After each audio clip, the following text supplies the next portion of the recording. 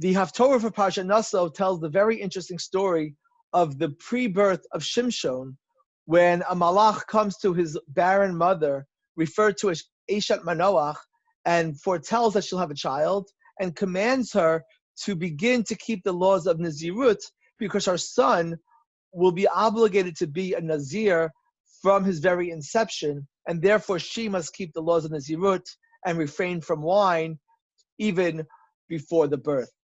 The Haftorah is chosen because of the similarity to the Parsha, in that the law of Nazir is told to us in Parshat Naso. And I think it's interesting to note not only the similarity, but also the difference between the presentation of Nazirut in the Parsha and the Haftorah. Because in the Haftorah, we have a very unusual circumstance of Nazirut, which is a Nazirut from birth and even earlier. Whereas in the Torah, not only is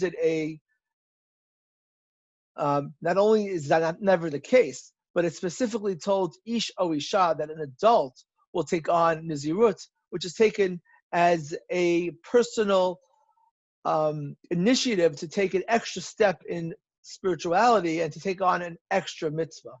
And I think that the Parsha and the Haftorah tell two different stories that we need to be aware of, which is that sometimes we're born with certain abilities and gifts, and sometimes we have to work really hard to achieve them, even as adults. And nevertheless, the gifts that we're born with, we're meant to use for the good. As Shimshon, the Abarbanel, is called Shimshon, that he should be a shamash, a servant to God, with that which he's born with. And at the same time, that's really not the norm, and most people are born without that gift, but need to work on that, and not only as children, but even into our adult lives, to make ourselves continuously better and better as people and as spiritual beings connecting to God. There's another interesting thing about the Nazir in the Parsha, which is that immediately after the Parsha of Nazir, we have the Birchat Kohanim, that the Kohanim are commanded to bless the Jewish people, Yivarech Hashem Yishmerecha, etc., V'yaseim Lecha Shalom. And I was wondering about the connection between Nazir and the Birchat Kohanim.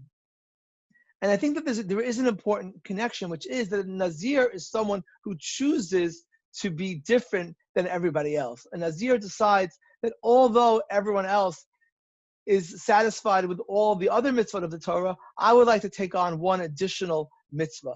And Chazal have sort of mixed feelings about whether this is the best path, but certainly we assume that the initiative is coming from a positive place. But nevertheless, the Nazir makes himself different than others. And I think that it's for that reason that the Birchat Kohanim highlights at the very end, V'yaseim Lecha Shalom, that we ask God to bring peace unto the Jewish people, because the moment that a person, an individual, becomes different, it becomes harder to maintain the peace. When there's uniformity and unity, it's easier to have harmony.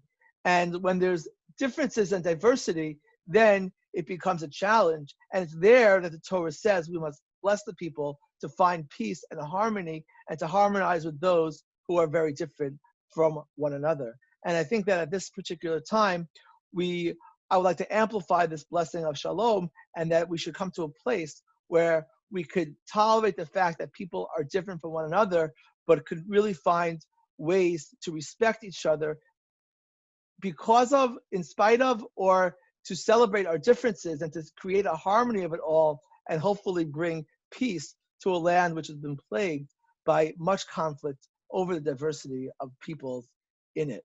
Good Shabbos.